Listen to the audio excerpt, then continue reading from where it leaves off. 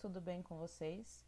Hoje iremos revisar voz passiva analítica e voz passiva sintética. Vamos lá. Antes de falarmos de voz passiva analítica e sintética, vamos revisar o que seria a voz passiva.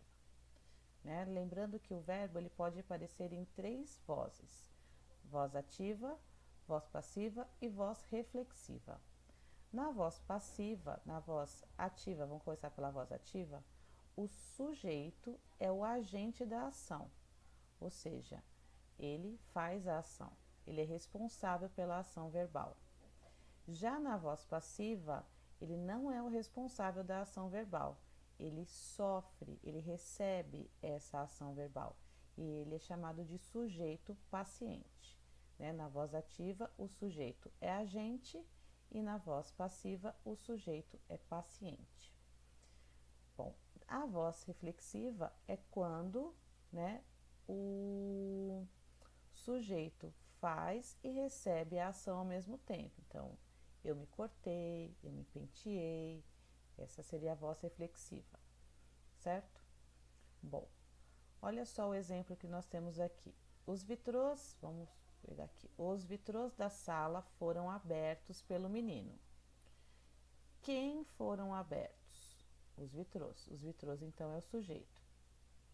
Os vitrôs sofreram a ação de serem abertos pelo menino. O menino, olha só, foi quem fez a ação verbal, certo? E ele não é o sujeito.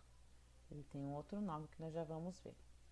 Então, a voz passiva, ela pode ser analítica quando? Quando eu tenho, analítico é tudo que é maior, tudo que é grande. Então, no caso, na voz passiva, é quando eu tenho o verbo auxiliar e o verbo principal, geralmente no particípio, ok? Tem aqui mais um exemplo. O gol da vitória foi marcado pelo goleiro, gente, é a segunda vez que eu gravo isso e eu falo goleiro, pelo jogador Gilmar. Voz passiva sintética. Sintético é síntese, é tudo que é reduzido, menor. O que temos aqui, então? Nós temos o verbo conjugado, um verbo transitivo direto ou um verbo bitransitivo, com o pronome apassivador, o se, tá? Então, olha só. Vamos lembrar o seguinte, vamos falar dos vitrôs aqui. Os vitrôs foram abertos. Foram abertos por quê? São os vitrôs, está no plural esse sujeito. Quando a gente passa para a voz sintética, olha só, abriram-se os vitrôs. O verbo principal permanece no plural, no mesmo tempo em que estava o verbo auxiliar na voz passiva analítica, correto? Então, os vitrôs é plural, abriram-se também. Olha só, marcou-se o gol da vitória. Por que marcou-se e não marcaram-se? Porque o gol da vitória está no singular, assim como na voz passiva analítica. Olha só, o verbo no passado, e no singular. Então, vamos ver de novo. Só a voz passiva analítica agora. Mais um exemplo. Na peça, Dom Quixote será interpretado pelo ator Heriberto Leão. Verbo auxiliar mais verbo no particípio.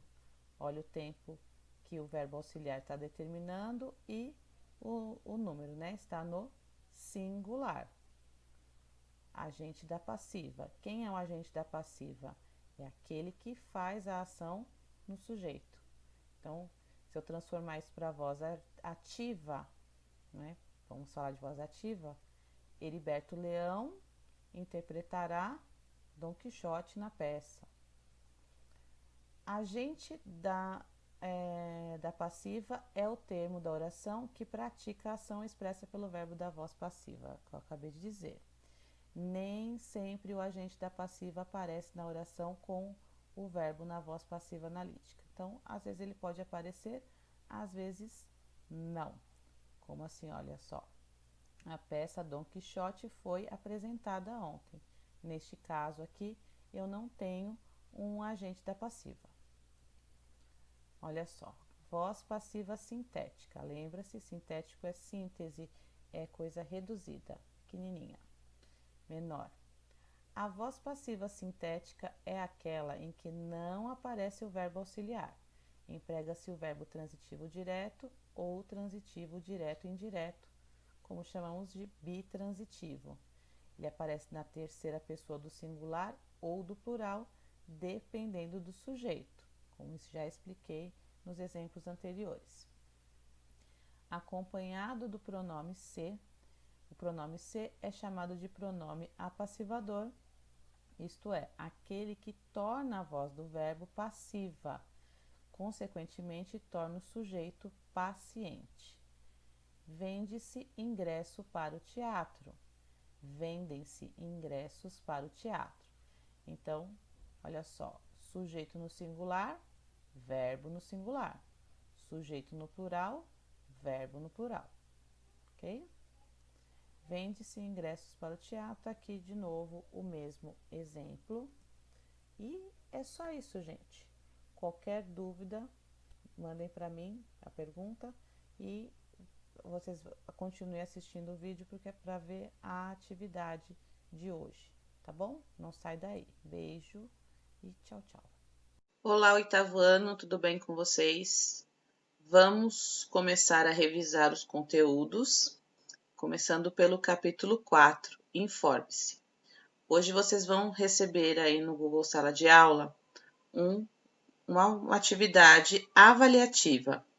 É mesmo para vocês conhecerem, ver o que vocês estão sabendo do capítulo 4.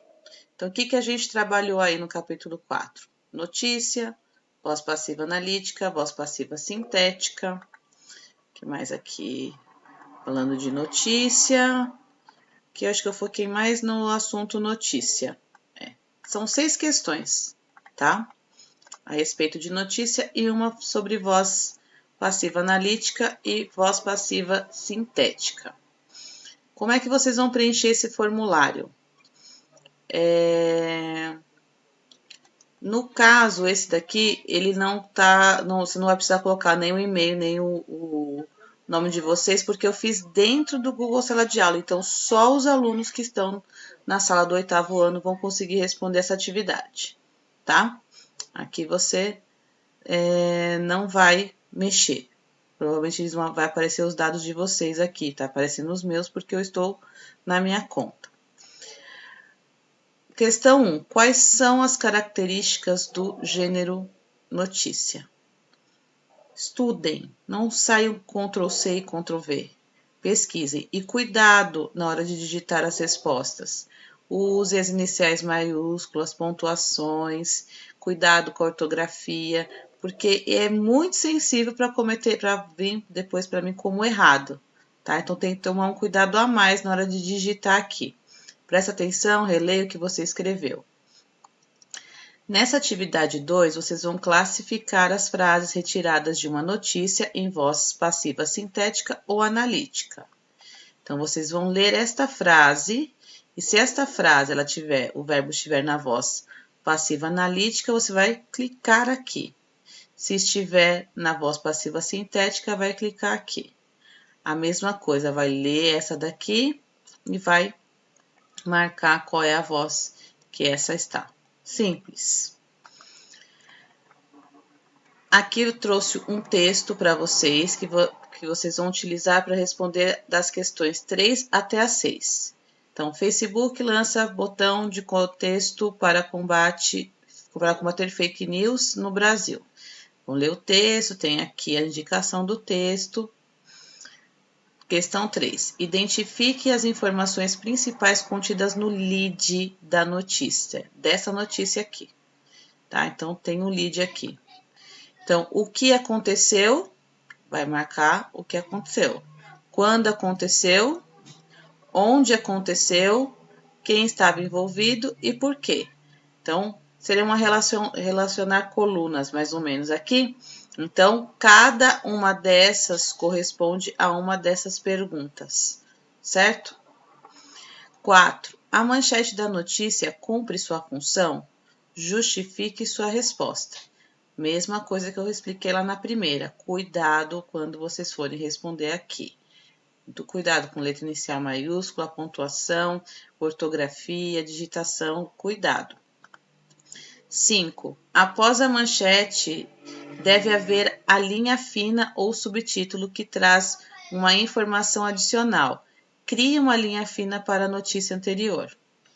Tá? Então, cuidado também e sejam criativos. Lembre-se que tem que ter a ver com a notícia lá do Facebook. 6. Que tipo de recurso visual você adicionaria para compor a notícia acima e justifique sua resposta? Então, essas duas últimas questões são bem pessoais, tá? Não tem o certo, não tem o errado.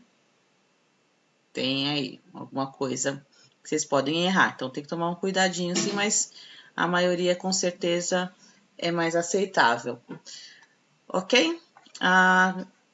Aí, determinado, preenchido, dá uma revisada, veja se não esqueceu de nada, se tá tudo certo mesmo.